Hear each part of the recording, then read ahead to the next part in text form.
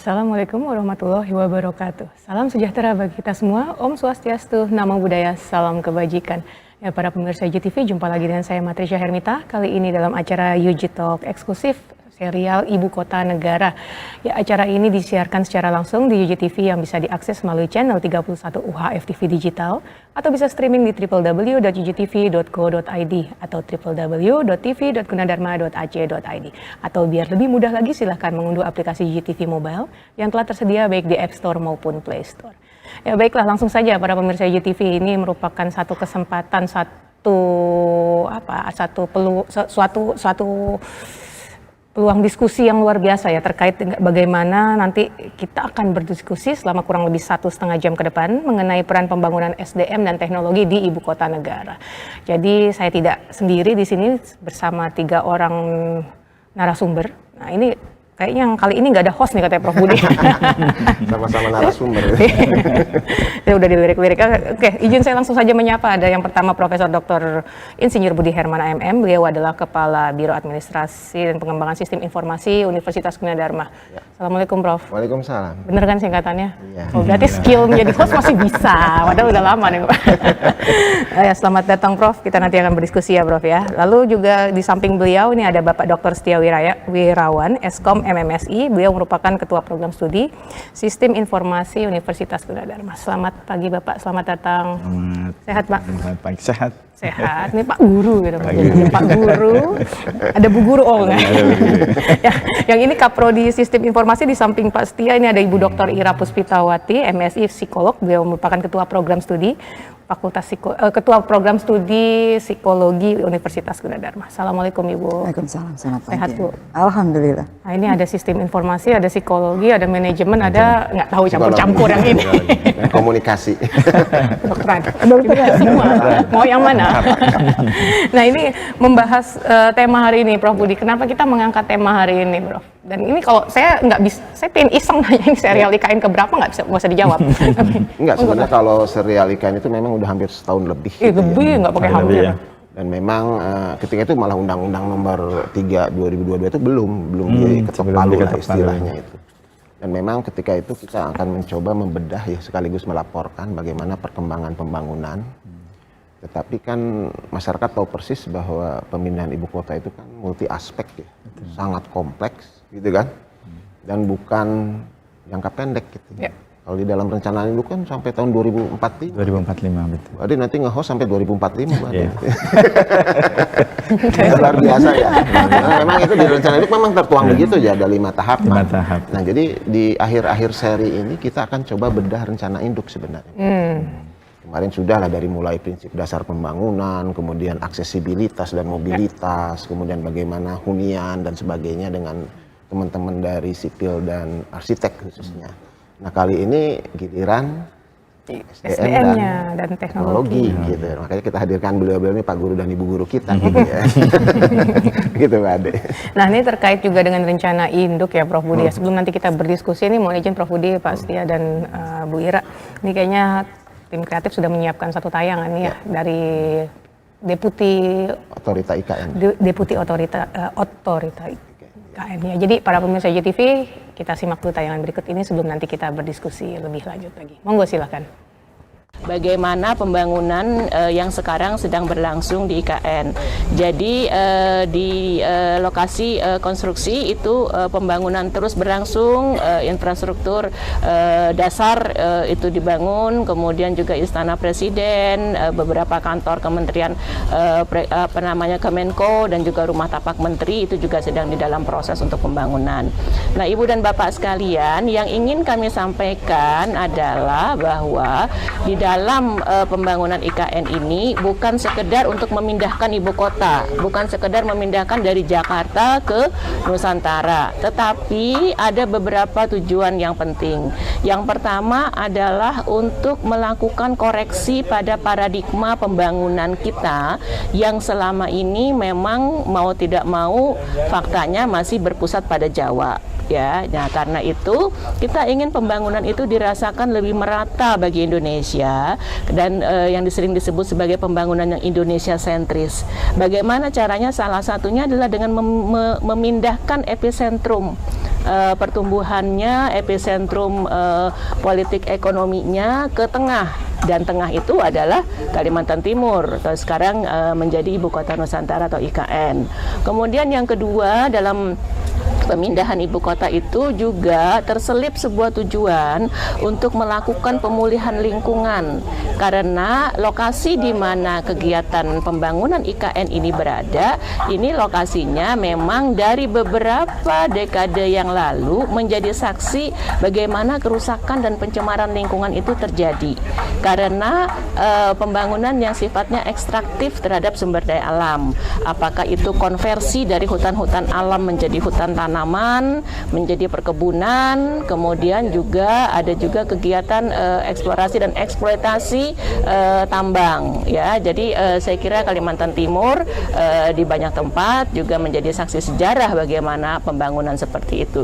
Nah, akibatnya adalah memang ada kerusakan dan pencemaran lingkungan. Nah, itu semua yang ingin dilakukan koreksi di dalam pembangunan kota, sehingga pembangunan kota yang ada di IKN ini adalah pembangunan yang menggunakan prinsip selaras dengan alam.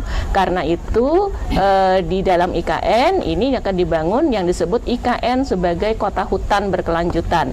Salah satu tujuannya adalah untuk mengembalikan 65% dari wilayah IKN ini menjadi hutan tropis Kalimantan kembali. Saya juga ingin menyampaikan bahwa banyak orang menganggap pembangunan ini mengorbankan hutan alam. Itu sama sekali tidak benar. Ibu dan Bapak sekalian, para guru besar sekalian, kami saat ini berada di titik nol Nusantara yang dikelilingi oleh hutan tanaman monokultur eukaliptus. Jadi tidak ada pembangunan di wilayah IKN yang mengorbankan hutan alam seperti itu.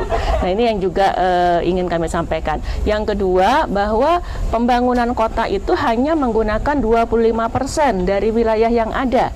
Nah, selebihnya 65% digunakan atau dikembalikan menjadi hutan tropis sebagai area lindung, dan 10%-nya menjadi area untuk produksi pangan. Itu kira-kira yang ingin kami sampaikan kepada Ibu dan Bapak sekalian.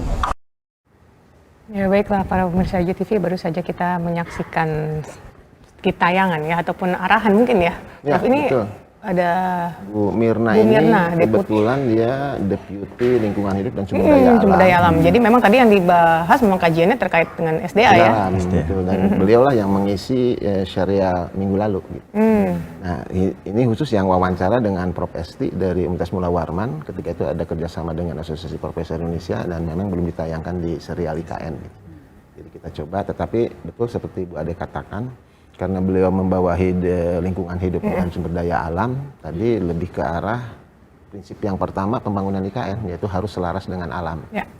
Tapi yang menarik tadi bahwa bukan hanya pemindahan ibu kota secara fisik gitu ya. Nah, ini nanti kita coba bedah nih, bagaimana kan memindahkan orang, tapi juga bagaimana orang pun bisa bisa mendukung cita-cita bangsa Indonesia gitu. Yang tadi dikatakan perlu kerja keras dan panjang gitu. Kerja keras, dan juga sebenarnya kalau kita mau lihat dari sisi positifnya ya, ya ini kan sebenarnya sebagai suatu peluang ya. Ya, betul. Peluang bagi kita mungkin di akademisi untuk bisa bagaimana nanti meningkatkan atau mempermudah atau mengakselerasi pemindahan. Ya memang ketika kita pertama kali ke sana ya memang masih hutan ya. Yang alami ya. Pak Setia dengan Bu Ira juga kan udah ke sana kan? Siap. Ya kan ke sana juga kan.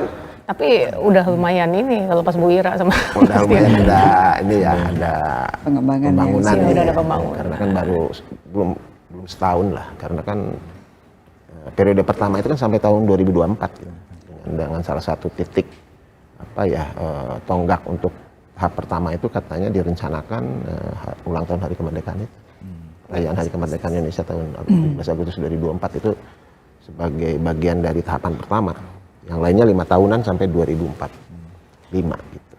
Ya, mungkin izin Prof. Budi, saya langsung ke Bu Ira nih. Kalau saya sih tertarik ya tadi kalau yang saya garis bawahi di sini kan dari Bu Mirna ini, Bu Dr. Mirna, dia mengatakan ini mengoreksi paradigma ya, epicentrum pembangunan yang selama ini ada di Jawa. Ya kita nggak bisa pungkiri lah, artinya dengan adanya waktu itu mungkin epicentrumnya di Jawa, mau nggak mau ya suka nggak suka ya mungkin sumber daya manusia di Pulau Jawa itu numpuk dan juga mungkin ya kita berharapnya lebih mudah mendapatkan akses untuk peningkatan kualitasnya misalnya ya. Nah ini ketika ini mulai dipindahkan, ini kan PR terbesarnya kan bagaimana distribusinya jadi merata. Nah padahal mungkin juga di saat existing situasi yang ada di Kalimantan ini kan mungkin ada gapnya ya Bu ya. Nah ini, seingat saya Bu Ira juga pernah punya pengalaman di Kalimantan. Karena saya pernah tinggal di Kalimantan. Nah ini mungkin bisa memberikan sedikit insight ya Bu ya terkait gambaran atau apa, karena secara culture aja kan pasti berbeda ya dengan itu kan. Artinya ketika nanti pindah ke sini IKN pasti kan orang dari ini bakal masuk ya, banyak ya dari daerah, belum lagi yang luar negeri yang pengawasan segala macam. Nah ini apakah dari ininya kok apakah mereka excited kah ataukah mereka mungkin malah merasa anxious, cemas? Monggo silakan Ibu. Mungkin kalau kita lihat memang pada dasarnya itu setiap sesuatu yang menarik itu pasti akan membuat berdatangan. Jadi kayak center of gravity. Di situ kalau kita lihat, kenapa kok selama ini Jawa yang jadi fokus? Karena memang center of gravity-nya banyak di situ. Kita tahu dari sejarah dan sebagainya, pengembangan itu memang di Pulau Jawa. Tapi kita lihat bahwa Indonesia ini kan luas dari Sabang sampai Merauke, dari Miangas sampai Pulau Rote. Dan itu ternyata kalau kita mau melihat secara detail, masih banyak sekali daerah di Indonesia yang belum walaupun kita prinsipnya Bhinneka Tunggal Ika ya Pak ya, tapi untuk menyatukan keselarasan pembangunan di seluruh daerah itu bukan hal yang sederhana. Termasuk ini suatu gebrakan yang luar biasa dari pemerintah. Jadi kalau kita lihat kan Kalimantan ini persis di tengah untuk barat, timur, utara, selatan. Jadi di situ kalau kita lihat harapannya dengan center of gravity yang berada di tengah itu ya maka ada keseimbangan untuk nyampe ke posisi di tengah ini sama-sama gitu. Nah di sini memang kalau kita lihat budaya itu kan juga akan berkembang dengan adanya perubahan-perubahan. Jadi di sini memang kalau kita lihat kalau seandainya ibu kota itu sudah berpindah ke IKN, maka pasti akan ada penyesuaian kondisi di sana, termasuk kondisi masyarakat. Kalau kita lihat mungkin yang biasa mungkin hidupnya sehari-hari lebih dekat dengan alam, tiba-tiba hadirlah berbagai macam gedung yang mungkin sama sekali belum pernah dilihat, plus nanti teknologi pun nggak akan bisa lepas dari kehidupan sehari-hari di sana. Ini pasti ada suatu gegar budaya ya Pak ya, yang nanti mungkin akan perlu penyesuaian lebih lanjut. Termasuk yang sudah biasa di daerah Jawa misalnya harus pindah ke sana, itu pun pasti akan mengalami suatu gegar budaya tadi.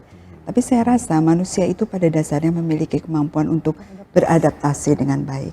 Jadi itu adalah tahap penyesuaian yang memang harus kita hadapi, dan saya pikir dengan perencanaan yang baik, termasuk perencanaan dari infrastrukturnya, termasuk juga dari penjagaan dari sudut sosial, budaya, pendidikan, itu juga akan memperlancar kondisi adaptasi yang harus dilakukan dari seluruhnya, nggak hanya penduduk setempat, tapi juga penduduk yang akan datang ke tempat tersebut. Ya artinya memang setuju sih Bu, artinya kan memang manusia itu kan dia punya sense of awareness kalau ada sesuatu hal yang dianggap belum sesuai atau menjadi ancaman ya, dia akan berusaha untuk adapted ya. Nah ini justru malah saya melihatnya peluangnya ini ya, bagaimana sih proses adaptasi itu pasti terjadi Bu, cuma kan masalahnya mau takes time-nya berapa lama. Nah mungkin kan ada ya Prof ya, peluang-peluang yang bisa kita bisa kita lakukan ya, mungkin dengan keilmuan Bu Ira dari psikologi di sini, dan Gunadarma kan juga kalau dari sosial humaniora kan nggak hanya psikologi ya, komunikasi, belum lagi ditambah yang memang jadi competitive advantages-nya ada TIK. Nah ini mungkin nanti kita mau sekarang apa nanti di segmen 3? Kalau saya sih menariknya begini ya, tadi Bu Ira sendiri sudah mengatakan ada Bhinneka Tunggal Ika. Sebenarnya memang itu adalah salah satu prinsip. Ada 8 prinsip pembangunan IKN ya. Tadi yang pertama memang sudah disorot oleh Bu Mirna ya, selaras dengan alam. Prinsip yang kedua itu adalah Bhinneka Tunggal Ika. Dengan 3 indikator. Apakah berhasil atau tidaknya bahwa keindonesiaan dengan Bhinneka Tunggal Ika itu tercermin di Ibu Kota Nusantara. Kalau nggak salah 3 indikator itu keberhasilannya 100% integrasi penduduk. Ini kan tidak mudah ya. Mengintegrasikan dengan berbagai suku, berbagai budaya, berbagai nilai-nilai, sehingga nanti Ibu Kota Nusantara itu merepresentasikan keindonesiaan, harmonis, toleransi, kan gitu ya. Itu 100% terintegrasi. Kemudian yang kedua itu 100% itu akses ke layanan sosial dan publik dalam 10 menit. kemarin sempat dibahas nih, kok bisa 10 menit karena sistemnya kan blok-blok itu ya, kota-kota tapi lengkap gitu ya. Istilahnya kemarin sempat dibahas. Jadi ke layanan sosial itu 10 menit, bahkan jalan kaki gitu. Kemudian yang ketiga itu adalah 100% ruang publik itu adalah universal, kemudian mengakomodir kearifan lokal, inklusif, dan juga ramah terhadap perempuan dan juga kota layak anak. Ini kan tidak mudah ya, Wira ya. 3 indikator ini 100% terintegrasi. Kalau ini kan masalah infrastruktur ya, bahwa 10 menit terakses. Tapi yang inklusif dan tadi ya terhadap semua pihak ya, ruang publik itu kan tidak mudah, gitu. Apalagi dengan pendatang. Nah, saya tertarik kalau tidak salah Bu Adi di rencanaan itu kan ada bab khusus ya tentang pembangunan sosial ya, dan SDM.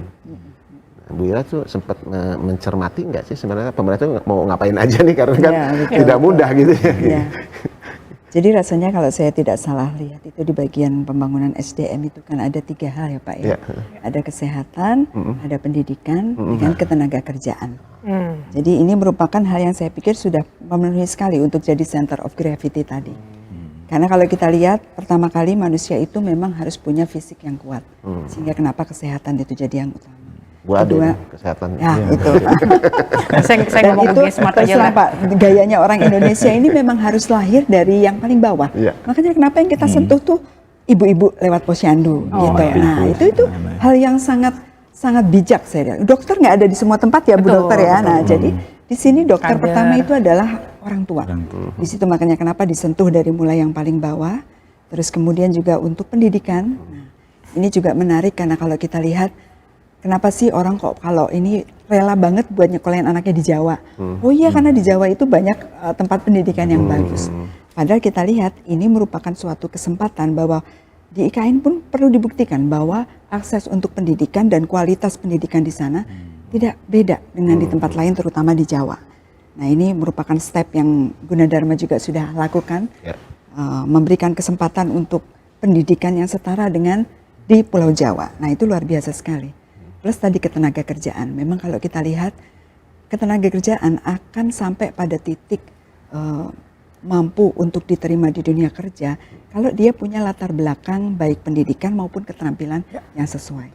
Jadi ketiga hal ini saya pikir merupakan hal yang sangat penting di dalam pembangunan SDM karena dengan 3 hal ini berjalan dengan selaras, pasti nanti center of gravity itu akan tercipta di IKN dan itu akan membuat orang untuk datang ke sana dengan tujuan yang bisa dipenuhi oleh tempat tersebut.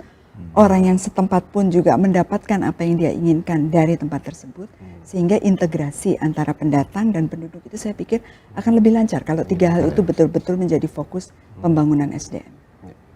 Jadi pendidikan, kesehatan, ketenaga kerjaan gitu ya. Yang saya menarik kan selama proses pembangunan kan perlu tenaga kerja yang cukup masif ya. Padahal kan di satu sisi mungkin mohon maaf misalnya penduduk lokal ketika harus bangun dan sebagainya kan perlu ada semacam pelatihan dan memang sudah dilakukan. Sebenarnya banyak ya mereka menyediakan dari pemerintah tuh menyediakan pelatihan betul ya. Dari mulai cukur rambut sampai bikin catering loh. Sampai operator forklift operator itu level yang mungkin agak lebih tinggi ya. Serial ikan keberapa ya dengan Pak Camat kalau nggak salah ya dengan Pak Camat yang sebelumnya ya Pak Pak Adi ya. Nah, itu menarik. Jadi sebenarnya ada paket-paket pelatihan, tetapi kan belum tentu. Dalam jangka panjang kan pasti yang high skill juga diperlukan gitu ya. Iya betul banget Pak. Nah ini kalau yang tadi kita lihat keterampilan yang ini, saya pikir juga ini ada satu hal yang khas yang kadang kita lupakan dalam pendidikan. Tapi ini dari zaman Ki Hajar Dewantoro udah disentuh tentang culture budaya. Jadi ini sangat menarik sebetulnya. Jadi kalau kita lihat di daerah yang misalnya banyak ikannya, kita ngasih pelatihan tentang membangun membangun gedung. Nggak kepake, karena apa? Culture mereka adalah nelayan. Sehingga bagaimana terampilnya mereka mungkin mengambil ikan, membudidayakan ikan, memanfaatkan ikan, itu keterampilan yang dipentingkan di daerah tersebut. Jadi culture suatu tempat itu kalau bisa kita jadikan pertimbangan khusus pada saat kita akan mengembangkan baik pendidikan maupun keterampilan. Nah itu yang saya rasa pasti kalau seseorang itu udah punya bakat Pak, disentuh sedikit aja kan berkembangnya langsung pesat. Beda dengan kalau misalnya Minat aja. hanya minat aja. Dan itu bakat itu saya pikir dari kehidupan sehari-hari itu akan membentuk mereka menjadi pribadi, menjadi kemampuan yang seperti apa. Itu saya pikir yang harus kita pikirkan. Jadi kayak pembangunan SMK, saya benar-benar itu sangat setuju. Tapi kita harus lihat SMK seperti apa yang dibutuhkan pada daerah mana. Nah itu yang pasti akan memberikan hasil akhir yang lebih baik lagi. Jadi culture di dalam pendidikan itu hal yang amat sangat perlu jadi pertimbangan. Memang betul, yang saya juga bukan khawatir ya, saya lebih ke arah tantangan ya. Karena kan nanti ada transformasi Bu. Selama ini oke lah, ada nelayan, ada kebun sawit, ada batu bara. Tapi kalau melihat dari rencana induk mungkin Pak Setia pun tahu persis ya, kedepannya kan berubah struktur industrinya. Gitu kan? Jadi lebih ke arah mungkin sawitnya berkurang, bahan galiannya juga akan berkurang karena semua bertransformasi ke 6 klaster industri kan, termasuk ada kimia, kemudian farmasi, pertanian berkelanjutan, industri emisi karbon rendah, kemudian teknologi bersih, termasuk yang itu tadi yang kita pernah bahas, ekowisata dan wisata kebugaran. Nah ini kan saat ini kan belum ada. Nah itu kan perlu penyesuaian ya Bu ya, termasuk budaya juga betul, kali ya. Tapi nuansa itu saya pikir masih bisa menjadi pertimbangan Pak. Seperti tadi, mungkin kita mau menciptakan industri kimia yang baik misalnya. Nah itu juga kita harus lihat. Saya ini sangat tertarik dengan pelajarannya orang Dayak Pak. Saya kebetulan pernah tinggal di Kalimantan. Ini yang harus dikorek-korek. Jadi nanti seri tersendiri. Jadi sangat menarik bahwa mereka itu memang menganggap bahwa alam itu adalah bagian dari kehidupan mereka.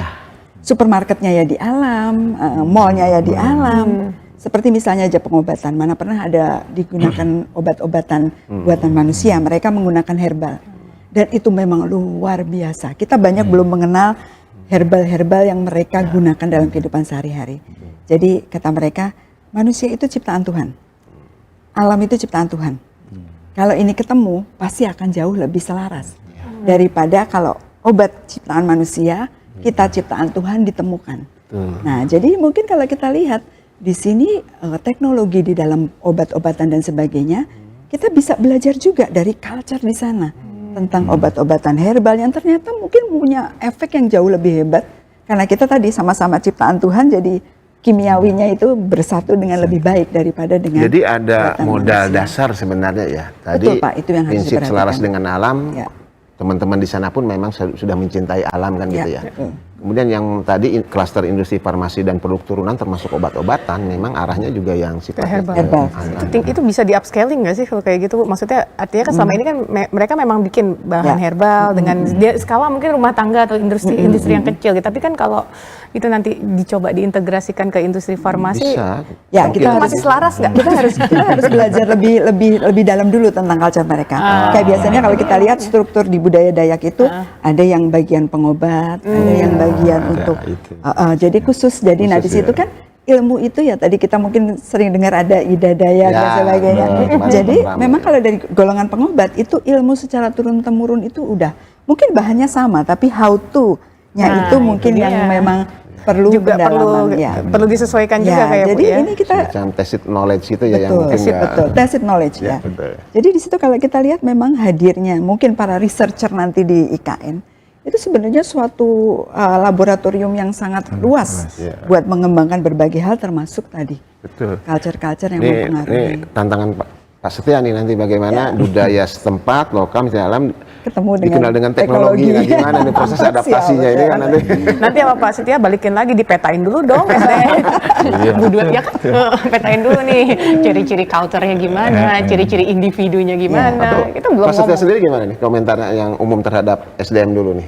Oh iya, kalau saya lihat luar biasa ya. Artinya ada sesuatu yang memang kebutuhan di sana, kemudian kebutuhan di sana juga unik.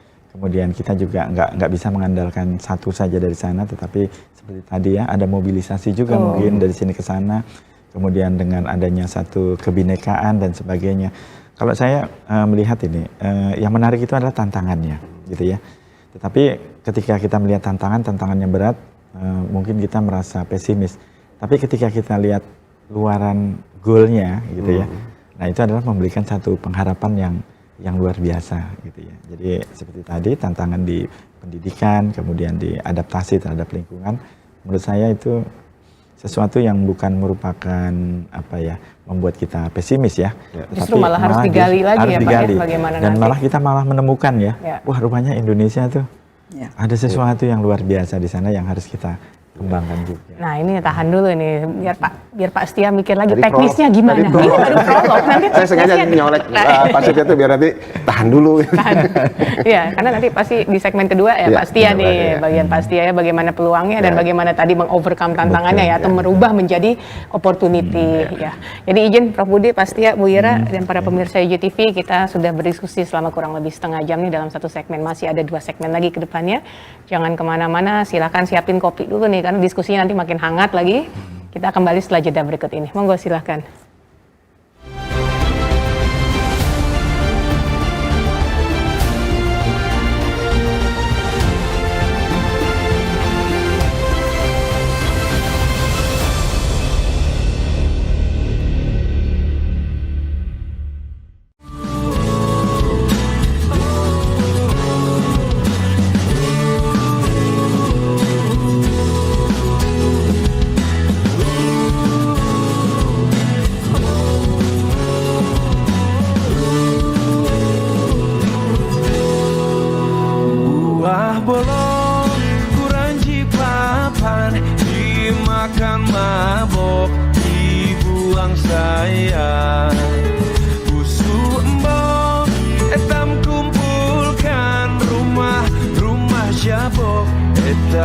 Lestarikan buah salak mudah diperam, dimakan kelak, dibuang sayang. Sepupu dan sanak etam kumpulkan untuk menyambut wisatawan. Buah terong di gangan nyaman, cukup belanak, tolong panggangkan.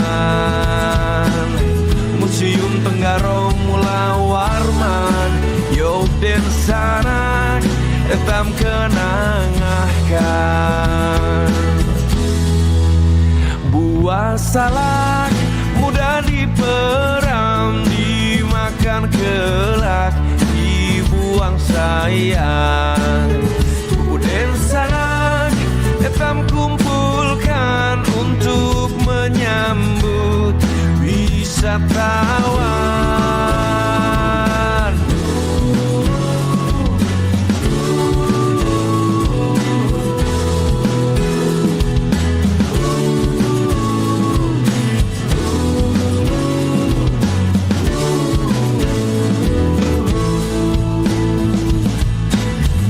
Buah terong di gangan nyaman, cukup belanak, tolong panggangkan. Museum Tenggarong Mula Warman, Yog den sanak etam kenangahkan. Buah salak mudah diperam, dimakan kelak, dibuang sayang. Sepupu den sanak etam kumpulkan untuk menyambut wisatawan. Sepupu den sanak etam kumpulkan untuk menyambut wisatawan.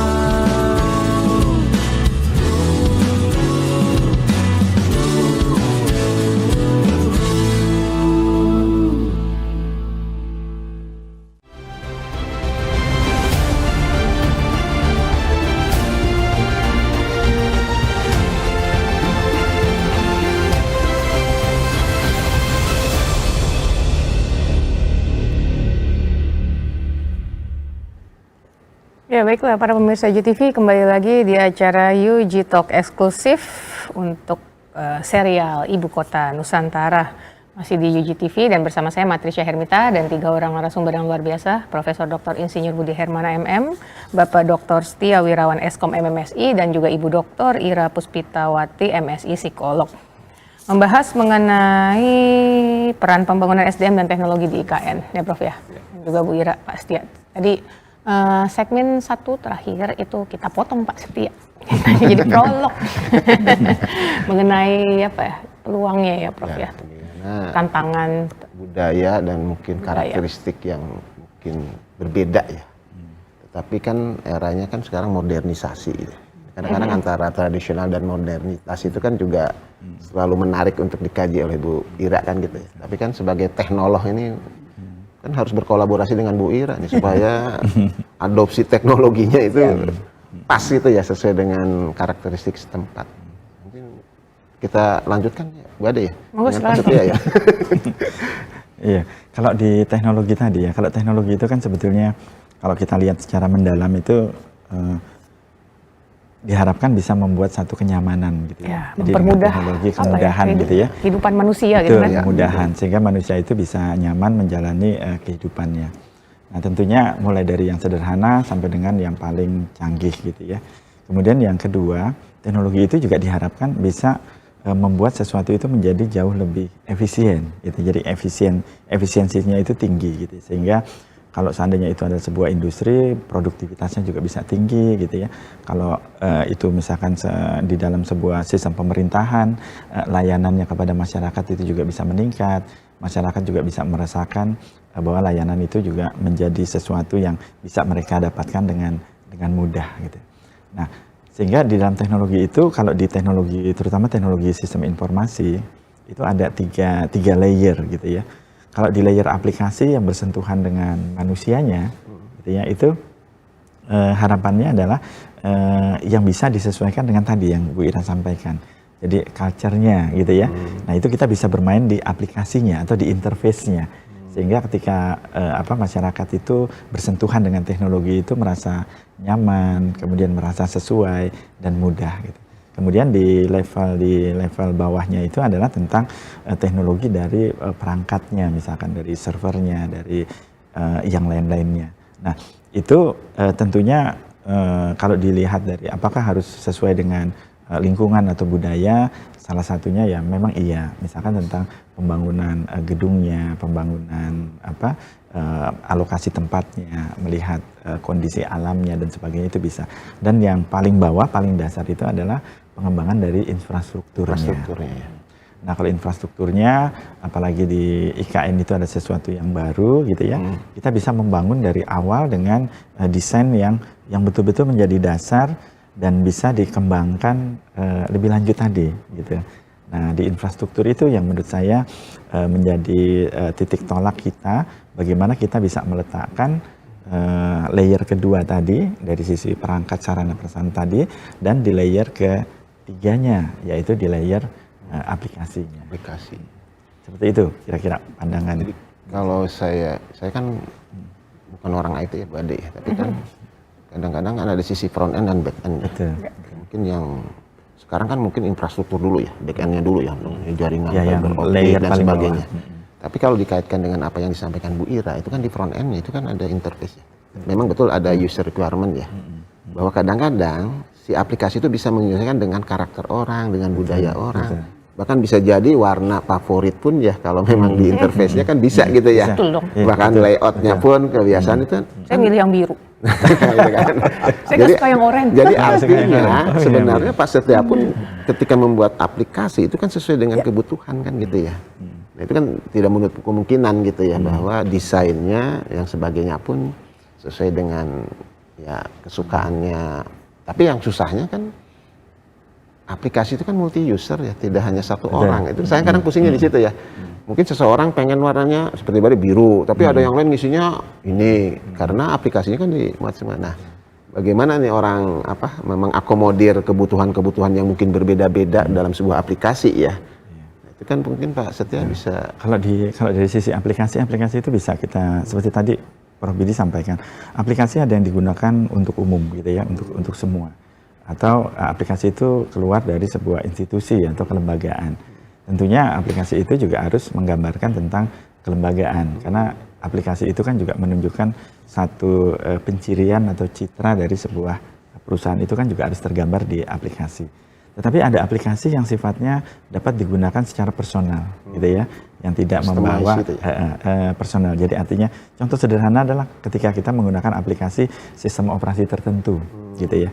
Nah, di situ ada bagian-bagian yang memang dikhususkan untuk personal, gitu ya.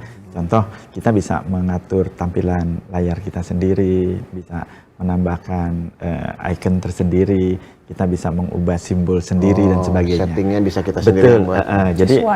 jadi sesuai. Jadi dari dua hal tadi, mungkin kita bisa pisahkan tadi. Nah, sehingga kalau tadi membutuhkan satu sentuhan personal, apalagi Nusantara gitu ya. Nah, itu menurut saya dalam pengembangan aplikasi harus membedakan di dua sisi tadi. Kita tetap harus menghargai sisi-sisi personal, sehingga di situ ada satu kenyamanan gitu ya. Karena sekarang di dalam interaksi manusia dengan komputernya atau dengan alatnya, itu era yang sekarang itu adalah bukan bagaimana membuat sebuah aplikasi itu nyaman digunakan oleh si pengguna. Tetapi aplikasi yang sekarang, interface yang sekarang digunakan itu adalah bagaimana sebuah interface itu bisa meningkatkan kemampuan dalam manusia itu melakukan kegiatan atau sesuatu. Itu eranya sudah sampai situ. Kalau tadi kan disebut pemindahan kan dalam rangka memindahkan Jawa sentris ke Indonesia sentris. Kalau ini user sentris ya, sesuai kebutuhannya. Menyesuaikan tiap user. Tapi ya menarik ya, tadi lagi-lagi kan kita kan coba bedah yang rencana induk ya Mbak Ade. Kalau tadi kan kaitannya dengan prinsip kebinekaan ya, yang tertuang akhirnya kan ada strategi pembangunan sosial dan SDM ya, melalui 3 sektor tadi ya, pendidikan, kesehatan. Nah, saya tertarik karena Pak Setia kan dari sistem informasi gitu ya. Ini mungkin ada hal yang menarik terkait, kalau prinsip yang Pak Setia ini kan nomor 7 ya, nyaman dan efisien melalui teknologi. Betul. Yang salah satunya kan konsep IKN itu kan salah satu 3 konsep kota itu salah satunya adalah smart city gitu ya. Kemudian juga ada istilah tadi kan ada 6 klaster utama, terus ada lagi 2 klaster enabler ya, pemampu. Itu pendidikan abad 21 sama revolusi industri 4.0 sama smart city. Gitu. Nah, yang menarik di dalam indikator nyaman dan efisien melalui teknologi itu kan sama-sama ada 3 juga ya. Yang pertama itu terkait dengan peringkat e-government ya, ini lagi-lagi ya, development index mungkin pernah dengar ya, Iya. sangat tinggi ya, targetnya tahun 2045. Kemudian juga 100% akses digital untuk seluruh penduduk, luar biasa. Kemudian yang ketiga itu 75% dunia usaha itu puas dengan layanan digital. Nah, menurut Pak Setia ini kan kalau kondisi sekarang kan masih jauh gitu. Kira-kira apa sih yang mau dilakukan pemerintah ini supaya indikator tercapai? Karena kan ya di satu sisi kita sepakat ya bahwa ini kita tetap optimis, tapi kan perlu kerja keras itu ya. Kan puluhan tahun ya, kalau sekarang 2023, 2045 kan masih 22 tahun gitu. Nah, pastinya gimana nih? Mungkin kalau yang pertama itu yang bisa dilakukan itu ketika hal itu tidak berhubungan langsung dengan manusia dan dunia bisnis ya, yaitu interkoneksinya dulu. Jadi koneksi antara satu misalkan pemerintahan dengan dunia bisnis, artinya infrastrukturnya dulu gitu ya. Jadi kalau saya lihat dari pengembangan IKN itu sudah tepat sekali. Jadi diawali dengan pembangunan infrastruktur. Dengan pembangunan infrastruktur itu berarti target 100% terkoneksi gitu ya antar satu lokasi tertentu. Menurut saya itu bisa tercapai gitu ya. Kemudian kedua, kalau dilihat dari peningkatan misalkan tentang e-government tadi dengan elektronik. Kalau kita lihat di tahun 2020 peringkat kita kan sekitar tahun 88 dari negara. Kemudian ketika 2022 naik. Itu bagus tuh. 77 gitu ya. Artinya dengan upaya yang sudah pemerintah lakukan saat ini gitu, itu kenaikannya itu sudah signifikan gitu.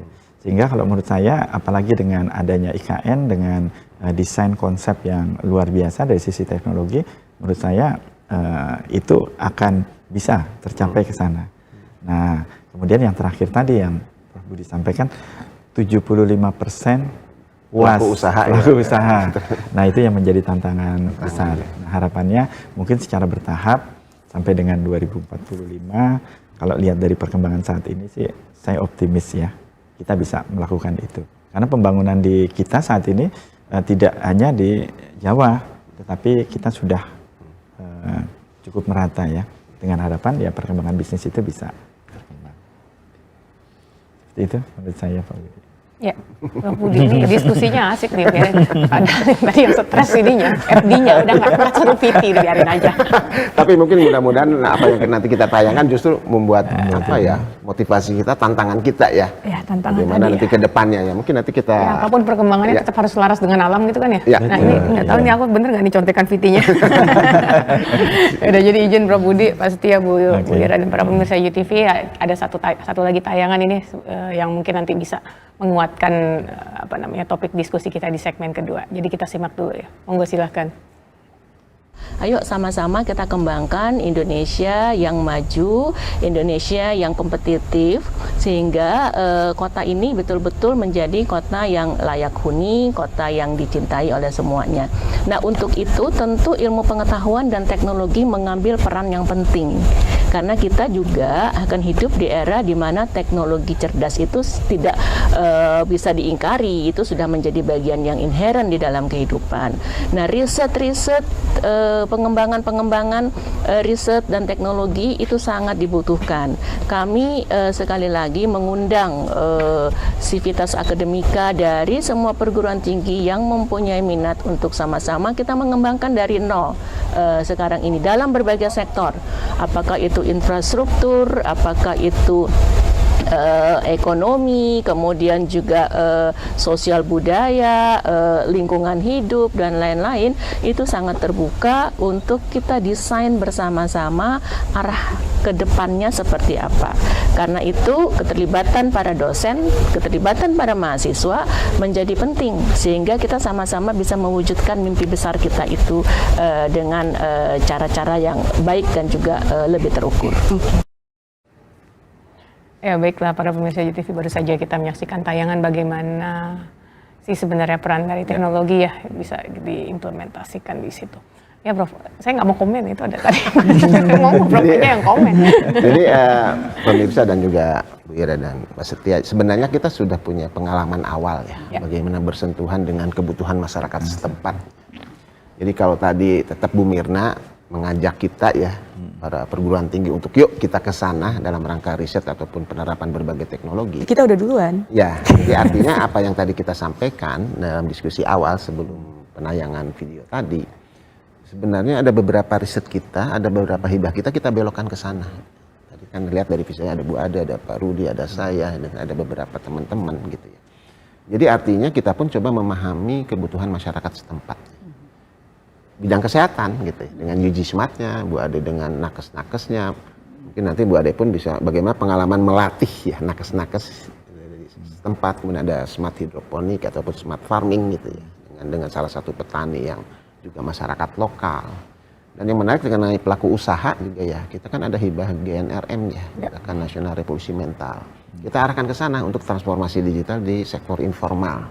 Kita latih tapi dengan handphone gitu ya, tidak harus buka laptop gitu. Dan ini membuat katalog produk, membuat desain produk, ternyata yang gratisan itu gitu ya, yang open source lah, bukan gratis. Ya, betul. Canva kalau nggak salah ya. Canva. Ya, Canva. Nah itu mereka sangat tertarik gitu.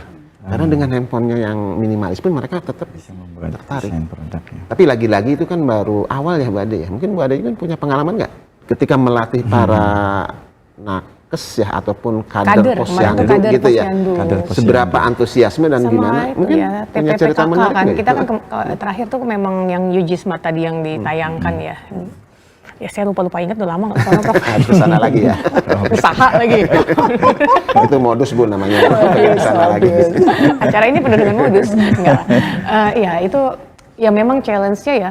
Kembali lagi pasti ya sepakat sih kita bikin bagaimana cara yang paling mudah ya kan digunakan. Kalau mungkin secara penggunaan aplikasi itu bisa digunakan dan memang tetap berjalan ya. Cuma mungkin yang harus dipikirkan hal lain adalah bagaimana mengakses dalam artian effort material terutama. Artinya kalau tadi saya kenapa langsung oh ya benar juga ketika dia menggunakan handphone sendiri dan itu adalah pelaku UMKM ya, dan itu adalah suatu open source yang tidak berbayar, itu akan lebih mudah karena mungkin di satu sisi itu juga belum menjadi satu hal yang dirasa mereka mandatori untuk punya.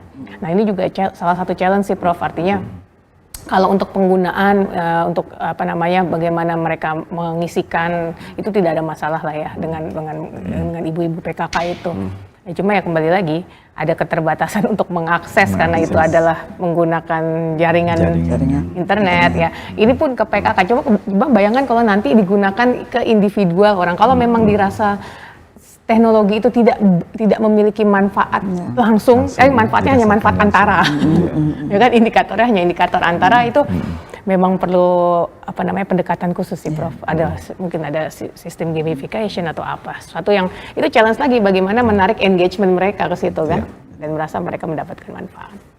Kalau pengalaman saya sih memang mereka sebenarnya antusias dengan hal-hal baru ya. Iya, cuma kan. Contoh-contoh, tapi asal disampaikan dengan cara yang mudah dan praktis. Nah itu sudah. Ya kan ya. Tapi ada hal lain. Apakah nanti bagaimana ke depannya akan terus pakai, bagaimana mereka akan terus digunakan. Nah itu kan artinya kan ada aspek lain ya. Kebutuhan-kebutuhan sesuai dengan pengembangan usaha mereka, karakter mereka gitu ya. Cuma kan saya tetap ya terkait dengan indikator tadi Bu Ade ya. Memang sebagian dan dengan pelatihan kan kita akan mengurangi kesenjangan digital. Betul. Sebenarnya ya. Peran pelatihan kan di situ ya. Yang tadinya tidak bisa jadi bisa, yang tidak bisa mengakses akhirnya bisa mengakses. Cuma kan IKN itu kan 256.000 hektar gitu ya. Kalau tadi 100% terlayani dengan konektivitas digital. Tapi ya mungkin kalau kemarin kan masih banyak blank spot ya. Nah. Artinya kan masalah infrastruktur ya. Karena kan jangan. Tapi ya tidak menutup kemungkinan kalau di hutan di dalam, berarti masih ingat nggak ke Mangkirai? Ya kan? Ya memang tidak ada sinyal, tapi memang itu hutan gitu lah. Memang kan itu memang dengan tapi kan akan lebih bagus juga walaupun di hutan kan tetap sinyal ada itu bagusnya gitu ya. Tapi kan itu baru tahapan awal. Nah, ini saya tertarik dengan kesenjangan digital ini Mbak Dia, karena kaitannya kan yang kesenjangan kan adalah ketertinggalan apakah antara individu satu dengan individu yang lain ataupun geografi yang satu dengan individu lain ataupun kelompok masyarakat tertentu dengan kelompok masyarakat lain. Belum lagi nanti mungkin yang resisten ya terhadap teknologi kan ada aja ya Bu Ira ya kalau yang resisten itu. Nah, punya pandangan yang mengenai masalah ini bagaimana pemerataan karena kan kesiapan penduduk juga ya. E-government, smart city bagus konsepnya, tapi apakah masyarakatnya juga siap nggak gitu? Kalau dilihat dari perkembangan atau daerah yang kita kembangkan sebagai IKN itu kan memang sebuah lompatan yang luar biasa ya jika dilihat dari kondisi masyarakatnya. Bahkan kalau saya membayangkan itu dikembangkan di Jawa saja itu juga sudah merupakan lompatan gitu ya. Nah apalagi dikembangkan di sana sehingga PR-nya itu banyak ya termasuk tadi dari pengembangan SDM gitu ya Bu Ira dan sebagai pendidikannya baik itu formal maupun informal gitu ya. Nah, tetapi ketika kita melihat satu teknologi gitu ya, teknologi itu apakah teknologi itu bisa diterima oleh masyarakat atau tidak? Yang utama kalau menurut saya adalah masyarakat itu bisa melihat dulu gitu ya. Jadi bisa melihat dulu bahwa dengan hadirnya satu teknologi itu mereka merasa terbantu atau mereka mendapatkan sesuatu nilai yang mereka dapatkan. Nah, nilai itu bukan hanya nilai sesaat saja gitu ya, tetapi kita sampaikan bahwa teknologi itu bisa memberikan banyak atau bisa mengembangkan banyak aspek dalam kehidupan mereka. Seperti tadi nilai-nilai budaya yang ada pada setiap wilayah, setiap tempat itu kan juga berbeda-beda. Sehingga pendekatan teknologinya itu juga seharusnya dihubungkan dengan apa yang mereka biasa lakukan di situ gitu ya. Seperti tadi misalkan Bu Ira contohkan di situ ada perikanan gitu ya. Oke, bagaimana kita bisa memperkenalkan teknologi itu bukan hanya masalah terkoneksi, tetapi bagaimana teknologi itu bisa bermanfaat atau bisa mempermudah kehidupan di dalam aktivitas mereka di perikanan tadi gitu. Nah, sehingga nggak bisa orang teknologi, orang komputer ke sana bilang bahwa ini cukup mudah, ada handphone sebagainya, bisa WA dan sebagainya. Enggak, bisa WA yang seperti apa, bisa membuat grup yang seperti apa, peningkatannya tuh di sisi apa gitu ya, di keseharian mereka. Kalau mereka di situ kesulitan misalkan tentang kebutuhannya adalah mengakses informasi-informasi tentang pasar, ya mau nggak mau pendekatan kita teknologinya ya kita sampaikan bahwa itu bisa mensolusi masalah pasar dan ada contoh-contoh real yang harus diberikan kepada masyarakat sehingga masyarakat itu merasakan benar gitu ya, merasakan benar bahwa oh ya ini memang saya butuhkan gitu ya. Nah, ketika itu sudah mulai muncul baru kita bisa melakukan transformasi tadi ke Prof Budi misalkan ke sisi yang jauh lebih modern gitu ya. Seperti saya juga pernah melakukan sesuatu ada sebuah aplikasi bagus, kita implementasi, sosialisasi dan sebagainya, tetapi rupanya nggak jalan gitu. Rupanya ketika aplikasi itu mereka bilang bahwa ini kayaknya manfaatnya tidak langsung ke saya nih, tetapi saya hanya ngumpulin data terakhir buat orang saya lain. menarik nih, yang terakhir saya malah langsung melirik Bu Ade nih. Proses difusi inovasi. Iya. Difusi inovasi itu ternyata sesuatu yang kompleks ya. Kadang-kadang orang teknologi mungkin tidak bisa mengklaim bahwa ini produknya bagus. Ya, emang secara teknologi, full, secara ya kan? memang iya. Tapi ketika kita coba sosialisasikan, tetapi kan pentahapan untuk sehingga diadopsi oleh user ataupun masyarakat itu kan panjang ya. Nah, itu lain Dan cerita. lain cerita itu ada proses difusi inovasi dan disitulah bagaimana keragaman pengguna sehingga banyak kan apakah bermanfaat buat saya atau tidak, susah atau tidak mengoperasikannya, jadi banyak variabel gitu ya. Dan itu UG Smart sendiri kan ternyata kan akhirnya menjadi penelitian tersendiri ya proses adopsinya gitu. Karena ternyata adopsinya ini di level Dan yang kadang-kadang kita lupa ya, yang kita lupa itu adalah ketika kita ingin mencapai satu tingkatan tertentu, ini kan ada tangganya. Nah, itu yang kadang-kadang kita maunya lompat gitu ya. Itu menurut saya nggak bisa. Kalau menurut saya nggak bisa. Tetap fase itu tetap harus dilalui. Hanya yang bisa kita lakukan adalah bagaimana mempercepat fase tadi. Misalkan yang harusnya dilakukan mungkin 1 tahun, mungkin dengan cara tertentu kita bisa singkat 1 bulan.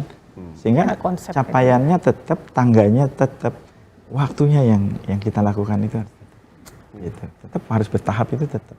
ya kuncinya tetap di user ya. Iya, tetap user pun harus punya tetap hierarki bertahan. kebutuhan juga nih. Nah, ini Bu Ira ini sepertinya mau memberikan tanggapan. Karena Bu Ira juga, kayaknya Bu Ira juga punya sedikit background di sistem informasi kan. Artinya mungkin juga pengalaman dan bagaimana secara psikologis. Ibu. Tadi hal yang menarik dari Pak Setia tadi adalah teknologi itu akan eksis kalau itu memang masih dibutuhkan. Ya. Saya yakin teknologi yang nggak dibutuhkan udah nggak akan eksis lagi. Selikaan pakai areng sekarang udah nggak ada Bu, karena ternyata sekali listrik jauh lebih mudah. Tapi kan seperti Pak Setia tadi sampaikan, tahapan itu ada. Di mana seseorang sudah bisa merasakan manfaatnya, disitulah teknologi itu akan bertahan dan akan digunakan sebagai tools yang dalam kehidupan sehari-hari. Jadi sebenar sekali saya setuju dengan disampaikan Pak Setia. Kita memperkenalkan teknologi itu harus sesuai dengan kebutuhan. Daerah perikanan, susah jual ikan, gimana caranya? Oh, ini ada teknologi yang bisa membantu. Mungkin tadi kalau ada smart farming, mungkin ada smart searching Pak untuk tumbuhan-tumbuhan herbal tadi. Kalau sementara ini dicari, tapi dengan pencarian GPS itu mungkin bisa. Nah, jadi saya rasa kalau itu memang sesuai dengan apa yang dibutuhkan masyarakat setempat, itu sangat mudah diadaptasi. Plus sebenarnya kita ini juga ada punya kekuatan adalah kalau kita terkenal bahwa kita itu masyarakat yang musyawarah. Artinya kita itu senang sekali untuk berkumpul, berdiskusi. Nah, jadi teknologi itu sebenarnya juga bisa masuk dari situ. Termasuk kalau kita lihat budaya patriarkal di Indonesia ini cukup kuat. Jadi kalau memang kalau kita langsung memperkenalkan gitu, mungkin kita bukan orang dalam dan sebagainya tuh resistensinya mungkin bisa kita tadi seperti mungkin ada yang resistensi. Tapi kalau kita mendekati tokoh atau ketua setempat, budaya setempat, dan dia pun juga sudah tahu, bukan cuma sekedar menyampaikan message kita, tapi dia sudah merasakan bahwa iya betul ada manfaat yang seperti ini. Nah, ini biasanya diintrodusir dan diinternalisasi dengan jauh lebih mudah oleh masyarakat untuk tadi kenal dengan teknologi dan mungkin diharapkan menjadi percepatan untuk sampai ke tingkat teknologi yang diharapkan. Tapi ini tantangan sekali Pak Budi karena memang tadi ini istilahnya ada senjang yang luar biasa dari orang yang high tech dengan yang mungkin baru mengenal teknologi ya. Nah, di situ memang satu tantangan di IKN nanti yang saya pikir memang gak mudah ya. Pasti harus ada apa ya, kalau saya bilang mungkin ada suatu kondisi kita agak lumayan terbuka, yang belum bisa teknologi, ada cara-cara yang non-teknologi. Nah, itu yang diharapkan nanti akan bisa suatu saat di mana semua masyarakat sudah bisa merasakan manfaat itu, saya yakin adaptasi itu akan jauh lebih mudah. Saya sepakat juga tadi yang disampaikan Pak Setia bahwa kadang-kadang kebutuhan orang kan berjenjang gitu ya. Dan ketika kita pun melakukan pelatihan Bu, ini kan ada salah satu tahapan mungkin Bu Ira tahu persis ya, ketika kita membuat desain pelatihan termasuk metodenya, itu kan ada training needs-nya juga ya. Mereka tuh butuh apa sih? Kemarin kan bisa saja kita kasih harus bahwa peserta harus punya notebook gitu. Harus dengan spek minimal sekian, wah itu udah kabur gitu. Ngikut. Ya kan? Jadi kita coba survei pendahuluan, jadi kita training nih dulu, ternyata mereka rata-rata udah, walaupun sektor informal mereka sudah kebutuhan HP itu. Ya tinggal bagaimana diinstal tadi software yang open source, kemudian bagaimana menggunakannya, ternyata masuk gitu ya. Cuma tantangan seperti yang tadi Bu Ade katakan, sustainability-nya gitu. Karena kan orang terus berkembang ya, usahanya terus berkembang. Tapi saya sepakat mungkin ya awal mungkin yang dasar ya, istilah itu kan kalau dalam pelatihan itu kan ada tingkat dasar, tingkat menengah, tingkat lanjut gitu ya. Ini yang menariknya kan seperti itu. Ya. Nah, terus tadi meskipun tadi saya sampaikan semuanya bertahap gitu. Tetapi kadang-kadang kita sudah bertahap nih, tapi lupa ketika kita udah naik kelas 2, kelas 3, kelas 4, ini yang bawah nggak kita jalankan lagi. Berhenti. Padahal kan kita perlu kaderisasi yang di atas nih. Jadi tetap ininya apa? Ya tadi keberlanjutan dari sistem pendidikan yang bertahap itu ya tetap, karena ada orang yang masih dari awal juga gitu, itu tetap harus diakomodasi juga gitu, sehingga kebutuhan-kebutuhan untuk level-level tertentu tadi, tingkatan keahlian tertentu itu selalu bisa disuplai. Kadang-kadang gitu. kita hanya fokus pada batch pertama aja terus dinaikkan terus, tapi yang untuk batch selanjutnya, atau bahkan dalam konteks IKX sebenarnya ya antar generasi sebenarnya. Ya betul, iya, betul banget. Betul nggak? Betul banget. Antar generasi gitu, karena kan ini kerja puluhan tahun gitu ya. Kita mungkin nanti anak cucu kita yang sudah menjadi leader-leader di sana kan gitu ya. Nah itu bagaimana estafet pelatihan dan sebagainya pun pasti, dan termasuk tantangan di era ke depan pun kan berbeda lagi gitu ya. Tapi lagi-lagi teknologi kan ada yang hilang, ada yang tergantung dengan kebutuhan gitu Mbak. Masyarakat, cuma tantangan kita nanti Gunadarma nanti gimana gitu. Merespon tadi ajakan gitu, merespon itu kan. Ini kan 2 prodi nih, rencananya apa? Nanti ya gitu. Nanti Segmen 3. bagaimana gitu. Bagaimana mungkin bayangan-bayangan ya dari diskusi, dan mungkin malah dapat insight ya selama 1 jam diskusi. Oh ini nanti kayaknya bagus deh nih ya untuk payung riset ataupun hal-hal lain ya, atau pengabdian masyarakat gitu ya Prof Budi ya, Bu Ira dan pasti ya, tapi ya itu di segmen 3 aja. Dan Prof Budi udah hebat lah yang ini, kita nggak ada host di sini, semuanya sama. Atau semuanya host. Baiknya diizin Prof Budi, pasti ya Bu Ira dan para pemirsa JTV, sudah 2 segmen, masih ada 1 lagi nih terkait juga dengan keberadaan PSDK Universitas Gunadarma yang ada di Kabupaten Penajam Pasir Utara. Nah kebetulan 2 dari PSDKU tersebut adalah prodi di mana Bu Ira dan Pak Setia ini membidani. Jadi mungkin nanti kita akan harus berdiskusi. bertanggung jawab. Nggak apa-apa, kan udah kita itu feeding diskusi 1 jam tadi. Ya.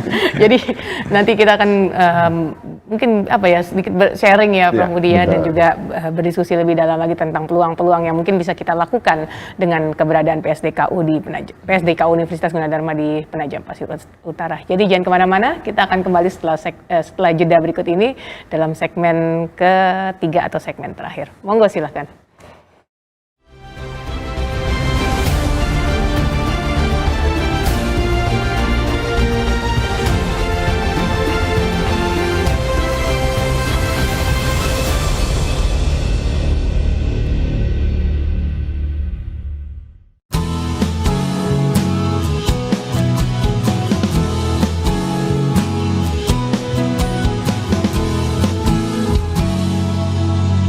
Tumpi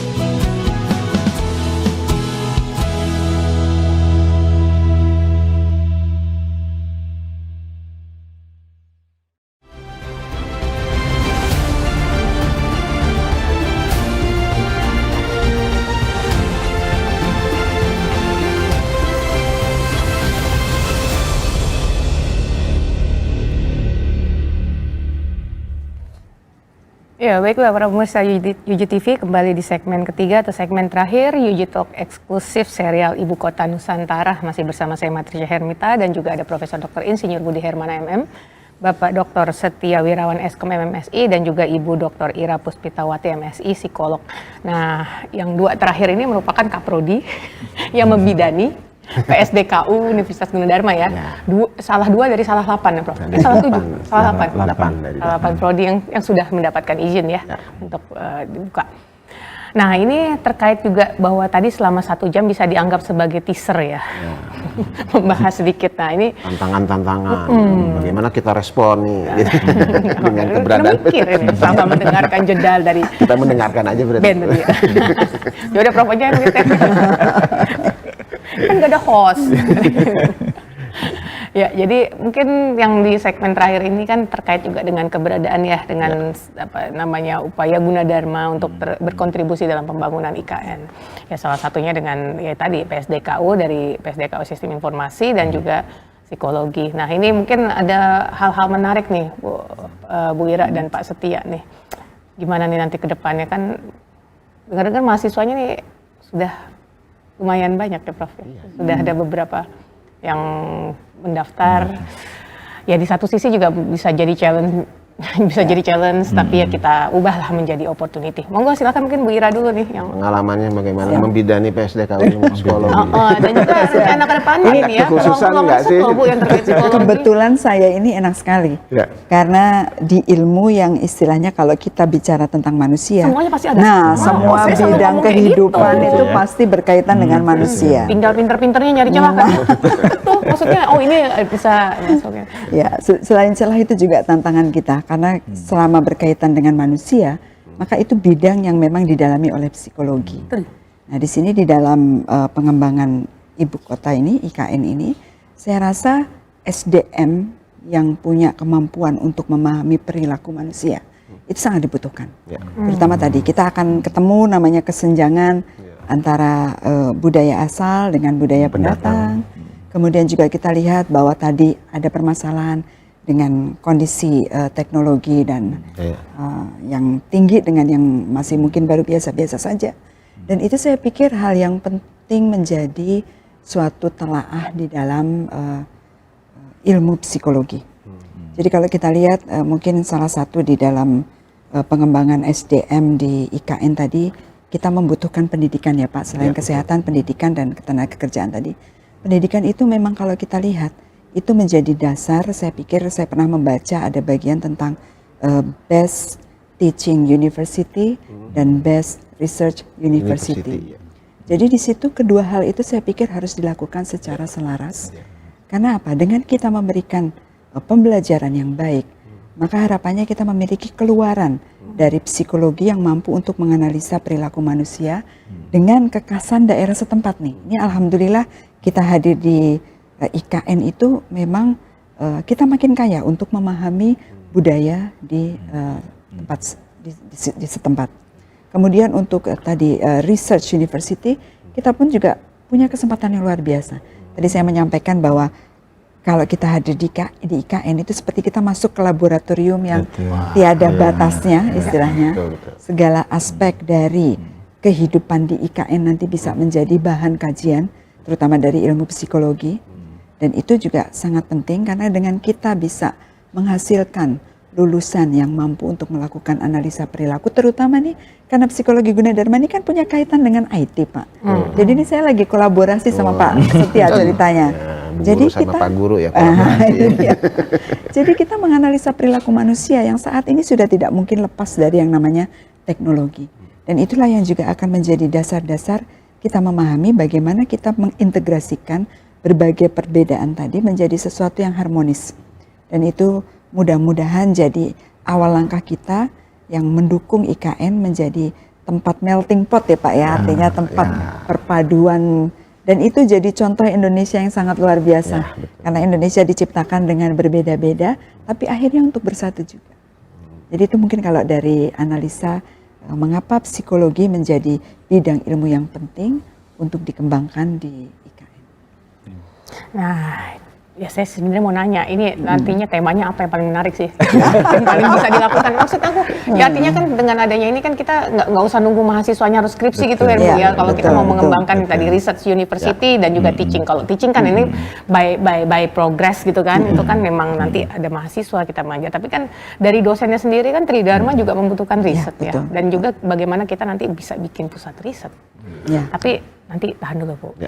Karena ternyata sudah disiapkan satu buah tayangan nih tentang progres bagaimana Universitas Gunadarma ya. Prof masih ingat nggak pertama kali kita datang ke sana kapan? Lupa. April Mop. April Mop ya. Yang 2022. Yang MOU itu ya. Yang MOU dengan Kabupaten Penajam Pasir Utara itu ya. Iya. Ya itu 1 April kalau nggak salah MOU-nya atau 31 Maret lah antara itulah dua tanggal itu artinya sudah lebih setahun lebih 1,5 bulan ya. Nah kita lihat tuh progresnya dari mulai dulu ya nggak tahu kita lihat aja. Baik jadi izin Pak Budi, Pak Setia dan Bu Ira para pemirsa JTV kita saksikan dulu nih bagaimana apa ya lini masa ataupun progres dari PSDKU ataupun kontribusi Universitas Gunadarma di Kabupaten Penajam Pasir Utara yang juga menjadi serambi dari ibu kota Nusantara. Kita simak dulu tayangan berikut ini. Monggo silahkan.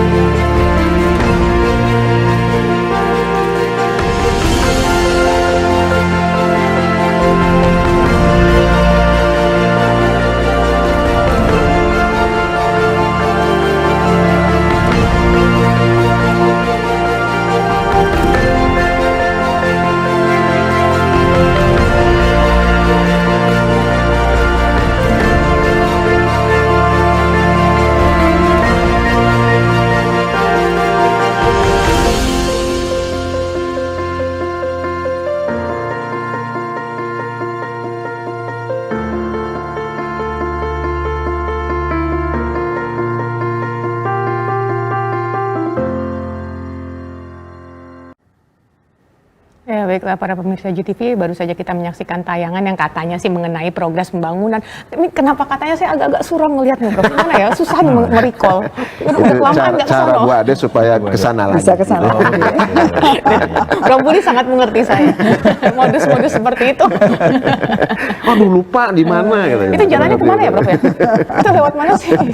Enggak, tapi ini kalau misalnya dilihat pun juga ya, terakhir ke sana dan Ya. juga itu mungkin Bu Ira sendiri Jauh aja. berbeda ya. Jauh berbeda, Mungkin ya. Bu Ira aja mungkin pangling ya Bu ya. Pangling Ini sama benar sekali, nih di ya. mana? Yang jadi ciri apa? Sofa. Oh, coba yang tadi itu ya. Itu banyak yang sofa itu di Gunadarma. Ya, Bu. Itu ciri bangun Tapi Tapi kan Gunadarma. Bu Ira sama Pak Sudha kan Kirim pernah ke langsung ya. lokasi Giri Mukti itu ya? Iya, tapi Sempat mampir kan sebelum ke titik nol itu. Itu di Giri Mukti ya, Bro? Kalau saya dulu masih itu lahan pasir, kosong. ya. Masih kosong kan? Itu bulan Sempat apa? mampir ya ke yang Yang tanah pas kan? apa yang Juni Yang pas dulu. visitasi awal itu. tuh, yang sistem Oh, yang informasi. Bapak yang awal. Iya, Ibu yang pas awal. sudah ada ini, Yang udah ada kedua, nah. tiang-tiang pancang Udah ada segala tiang macam. pancang ya? itu November ya. Ya, November. Itu Masih akhir ya, melengkap. sekitar akhir tahun 2022 Iya, ya kalau tidak tahun salah ya. 2022. Ya, November November gitu ya. 2022. November. Ya, kaget juga ya Bu ya? Sudah lama Pak, November Desember. Nah, sama udah lama kayak Oh, gitu. apalagi saya. sama kebetulan Bu Ade jadi. Iya, kita harus melihat bagaimana situasi terbaru. Ya. Nah, masalahnya tadi sudah ada ruangan, rame orang gitu loh, betul. Prof. Nah, itu Prof Budi mungkin bisa cerita. Jadi artinya kan memang kalau soal pentahapan tadi progres tadi itu kan baru secara fisik ya. Ya. Tetapi kan seperti tadi antusiasme warga setempat pun, wah kok ada bangunan ini kan pasti penasaran dan sebagainya. Kemudian juga ya mulailah tahapan karena dalam proses ini kan tetap harus sesuai dengan harus taat azas ya. Ya. Bahwa kapan diresmikan kapan. Jadi walaupun tadi statusnya Juni itu kan masih dalam progres ya. Kan perlu finishing juga kan interior yang lama kan interiornya juga gitu. Kalau dari secara fisik dari luar kan sudah. Tapi ternyata ada beberapa agenda guru-guru atau sekolah-sekolah di sana ataupun masyarakat di sana pengen lihat gitu ya. Akhirnya kita fasilitasi sehingga kenapa ada acara itu yang kebetulan kita tidak ke sana Bu Ade ya. Yang tadi direncanakan tanggal 18 ternyata tertunda kan gitu. Tapi kalau dikaitkan dengan diskusi kita tadi ya, bahwa tadi Bu Ira mengatakan kita nih tempat titik kumpul kita nih, base camp kita, markas kita. Tadi kita begitu banyak tantangannya. Tadi Bu Ira sudah ngasih prolog bahwa harus perlu ahli-ahli yang bisa memahami gitu kan. Bagaimana interaksi sosial ataupun adopsi teknologi gitu ya, dari kacamata akademisi ataupun para SDM yang tahu persis gitu ya. Nah kalau saya sih menarik ke Pak Setia dulu Bu Ade ya. Ini desain kurikulum gitu ya. Tadi kan membidani. Adakah kekhasan nggak sih ketika ada proses visitasi, ada masukan dari asesor ataupun reviewer bahwa ini di IKN loh. Kalau nggak salah namanya kampus N juga ya Bu Ade? N Nusantara. Kampus Nusantara. Kampus N Pas pas, banget ya. yang Teknopark itu kan M, Ade. Ada. Oh. Kampus Nusantara rencananya, tapi ya, kapan diresmikan nanti kita lihat ya mungkin Ya, nanti kita lihat. Gimana Pak Setia? Iya.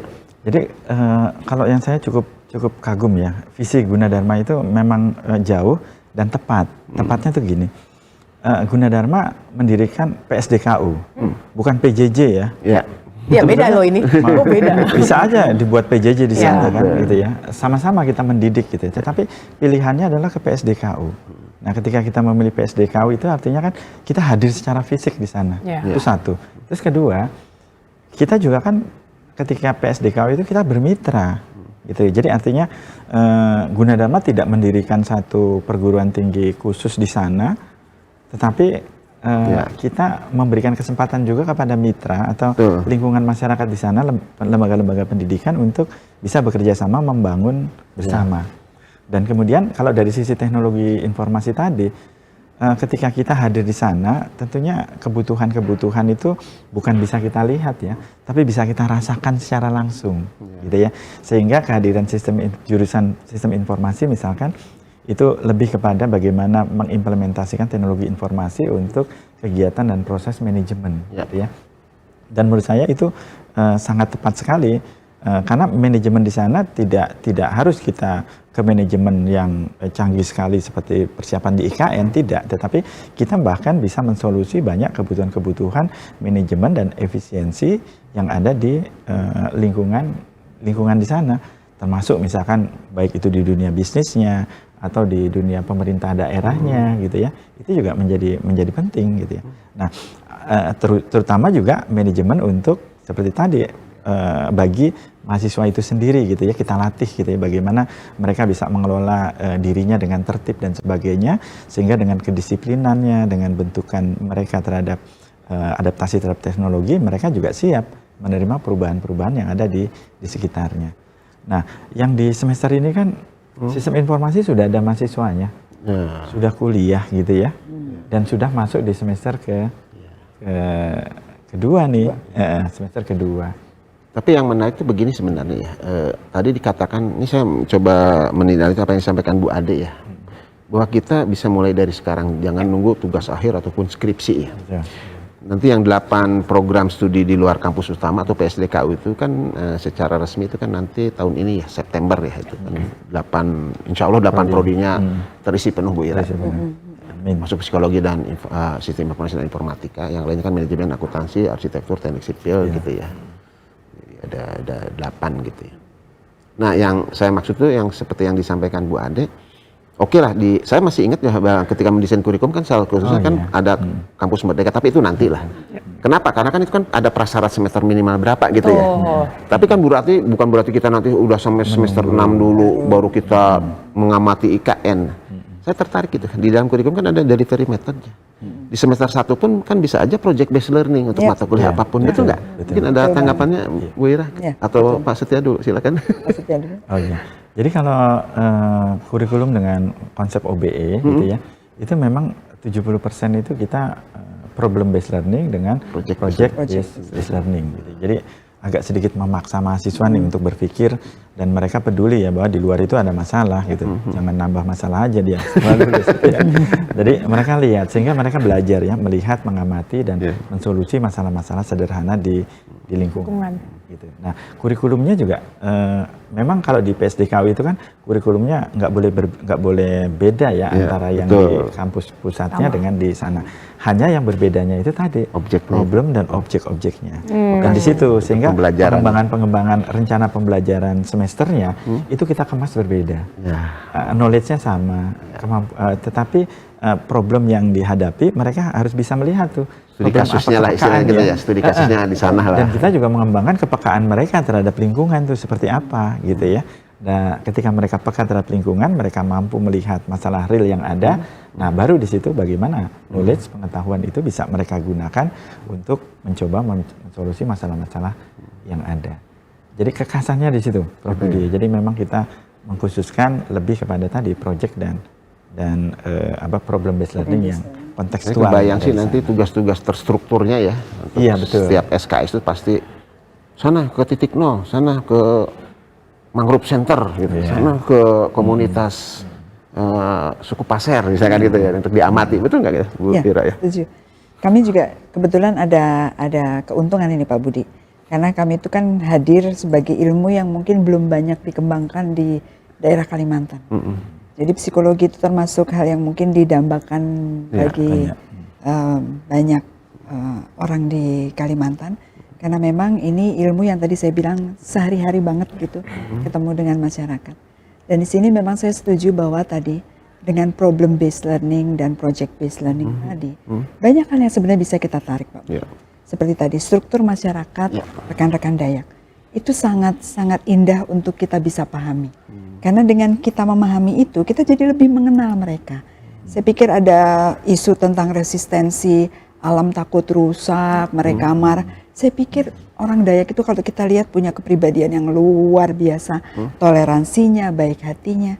Itu mungkin hanya wujud ketakutan mereka tadi, karena mall mereka di situ, supermarket mereka di situ. Dan itu mereka bukan masyarakat penyerang. Ini kan suatu pelajaran-pelajaran tentang culture yang bisa kita pahami dalam perilakunya manusia. Ini project based, dari awal kita ada yang namanya pelajaran tentang mungkin sosiologi. Itu bisa masuk sekali untuk kita menelaah, oh ternyata antropologi, ternyata dalam budaya setempat ini banyak hal indah yang bisa kita angkat. Dan itu bagian jadi dari kemampuan kita untuk memahami masyarakat setempat. Saya pikir orang itu kan paling bahagia kalau bisa dipahami ya Pak ya. Dengan kita memahami seseorang, kita tahu apa yang harus kita lakukan, dan pasti itu akan terbina hubungan yang baik kalau kita bisa saling tahu seperti itu. Jadi itu kesempatan yang luar biasa saya bilang tadi. Berkah juga ya kita. Oh luar biasa berkahnya. Beberapa tantangan tadi tidak-tidaknya Gunadarma melalui PSDK kan ikut berkontribusi sesuai dengan ajakan tadi Ibu Deputi ya Bu Mirna ya. Kita kan nggak usah diajak udah duluan. Iya. Kita mah belum ada apa-apanya udah kesana. Saya nunggu diajak nanti. Saya juga. Prof. Maksudnya ada tambahan nih terkait dengan kekhususan tadi, terutama ke depannya itu kan mengenai tadi disebutkan Bu Mirna pun teknologi cerdas ya. Mungkin nanti bahkan selain pendidikan abad 21 kan yang sektor enabler untuk 6 klaster itu kan revolusi industri 4.0. Nah, tentu kelebihan Gunadarma tentang kurikulum yang sudah berbasis AI ataupun big data itu bisa diterapkan di sana nggak ya? Sebagai sebuah laboratorium tadi seperti Bu Ira katakan. Sangat-sangat bisa ya, sangat-sangat bisa. Jadi bahkan Gunadarma itu kan teknologi informasi itu bukan miliknya program studi komputer saja, tapi sudah dimiliki oleh semuanya gitu ya. Dan artificial intelligence dengan kurikulum yang ada di Universitas Gunadarma itu kan juga sudah menjadi hal yang wajib dikuasai oleh semua disiplin ilmu. Nah, hanya nanti ketika implementasinya itu tadi kecerdasannya itu disesuaikan dengan tadi bidang masing-masing dan wajib, semuanya itu wajib, baik itu bidang komputer, bidang psikologi dan lainnya, ya sistem kecerdasan buatan itu ya tetap harus masuk. Karena tadi interaksi manusia dengan komputer saat ini eranya adalah bukan bagaimana kita mengobrol dengan komputer, tetapi eranya adalah bagaimana teknologi itu memberikan nilai tambah untuk kemampuan manusia gitu ya. Dengan teknologi kita menjadi lebih cepat, lebih baik gitu ya, kemudian bisa mengambil keputusan juga lebih tepat kondisinya, ketika datanya itu banyak dan sebagainya kita juga bisa mengolah dengan hasil alternatif keputusan yang lebih berkualitas dan sebagainya. Sehingga AI itu menurut saya apalagi dengan peran Gunadarma yang base-nya adalah IT, kontribusinya akan sangat-sangat besar. Dengan catatan tadi kolaborasi kita antar program studi yang ada di sana dengan 8 program studi, kalau bisa tadi untuk program-program yang sifatnya project dan base, menurut saya tidak hanya dilakukan oleh satu program studi. Kolaborasi. Jadi project base-nya itu kolaborasi antar program studi. Jadi proyeknya sama, tetapi tematik ya. Tematik. Janjian 8 prodi itu janji. Nanti apa? Pada minggu keberapa? Pemetaan. Iya, betul. Dan pada minggu keberapa, di semester keberapa janjian buat tim. Bikin tim berapa kelompok beda. Kemana, temanya sama gitu kan. Temanya Cuma sama, kita ngambil di hanya beberapa hasil lokus yang laporannya berbedanya. Kita nganterin aja Bu Ade. Itu menurut saya menarik sekali itu. Menarik sekali. Ayo kapan? Jadi artinya 8 prodi itu juga ada mata kuliah unggulan juga, tapi Bu Ade maunya ketika yang mata kuliah digital citizenship katanya mau ngajar di sana langsung, katanya. Betul. Tidak mau lewat UGTV katanya gitu. Tapi UGTV atau di sana gitu. Padahal ya. kan dosen pengampunya Prof Budi juga. Oh gitu ya. Saya kan hanya host. Dan 8 prodi juga nanti ada praktikum superkomputer juga, tapi dengan case, dengan studi kasus, dengan objek penelitian ataupun subjek yang mungkin sesuai di sana gitu ya. Menarik Bu Ade. Menarik. Tapi tadi yang kolaborasi antar prodi untuk 1 minggu di semester yang sama mungkin bisa dirancang. Iya, betul. Nah ini kan baru insight, baru dapat aja barusan kan. Ya benar. Efeknya jadi bisa lebih. Artinya tematik ya, tematik mungkin kita lihat tematik. permasalahan Bahkan, apa ya mungkin tadi ya Bu ya. Kalau bisa supaya perannya juga bisa lebih besar. Proyeknya itu kita sudah bisa membuat proyek yang lumayan besar yang bisa diselesaikan dari beberapa sisi disiplin Walaupun ilmu. itu baru semester 1 ya, bisa dirancang kan? Kan bisa bertahap. Semester 1 kan paling gampang misalnya yaitu tadi pemetaan aja lah ya untuk struktur sosial atau apa. Ini kan sebenarnya dari arsitek juga bisa melihat bagaimana kan ya peran untuk bangunan ataupun nanti landscape kota ataupun apa ya. Terus kalau dari psikologi ya jelas lah ya. Kalau dari teknologi kan nanti pemanfaatannya Ilmu juga. komunikasi yang bagian dokumentasi digital. Juga. Kasihan amat. Itu mah UGTV ya. Iya. Jangan nanti Keilmuannya tetap ada. nanti kalau diambil komunikasi nggak berangkat mereka, Prof. Kita nggak punya liputan, jangan. Menarik. Aduh ini luar biasa. Nanti kita mungkin bisa kita gali lebih dalam lagi ya, Prof ya, peluang-peluang riset. Tapi ya untuk sementara ya mungkin kita diskusikan dulu internal untuk nanti kita implementasikan ya. Tapi tetap saja semua ini adalah proses lagi harus dilalui. Tapi secara bersama-sama kan kita bisa ya berkontribusi karena Gunadarma untuk Indonesia. Dah terakhir. Saya disuruh closing statement itu Gunadarma untuk Indonesia. Kalau Prof Budi nyanyi. Baik, jadi nih diskusinya menarik nih Bu Ira, Pak Setia dan Prof Budi. Cuma dari tadi nih FD-nya udah keliling-keliling nih bawa closing. Kasihan. Enggak kasihan sih, memang sudah menjadi tugasnya ya. Jadi izin saya untuk mengakhiri sesi serial IKN untuk hari ini ya, karena nanti ya kedepannya bisalah kita arrange lagi ya Prof Budi ya dengan tema-tema yang lebih spesifik lagi, dengan juga melihat apa tadi menggali tema yang untuk jadi PBL gitu ya, untuk kita kerjakan bersama-sama, dan juga terkait peluang riset juga. Kalau itu sih saya yang paling tertarik. Jadi sekali lagi terima kasih dan mohon izin Prof Budi, Pak Setia dan Bu Lira dan para pemirsa UJTV. Tidak terasa kita sudah berdiskusi, berbincang-bincang ya mengenai peluang pemanfaatan teknologi dan juga pengembangan sumber daya manusia di IKN selama kurang lebih 1,5 jam. Nah, acara serial IKN ini, acara UJ Talk eksklusif ini disiarkan secara langsung di UJTV yang bisa diakses melalui channel 31 UHF TV Digital atau melalui streaming di www.ujtv.co.id atau www.tv.gunadarma.ac.id, dan juga bisa melalui aplikasi UJTV Mobile yang bisa diunduh melalui Play Store dan melalui Play Store dan Apple Store ya. Baik, saya Matrisha Hermita mewakili seluruh narasumber yang hadir dalam kesempatan pagi ini. Mohon undur diri dan pamit. Tetap patuhi protokol kesehatan walaupun masker sudah dicabut dan sudah menjadi endemi. Kita berjumpa lagi di lain kesempatan. Billahi taufiq wal hidayah. Wassalamualaikum warahmatullahi wabarakatuh.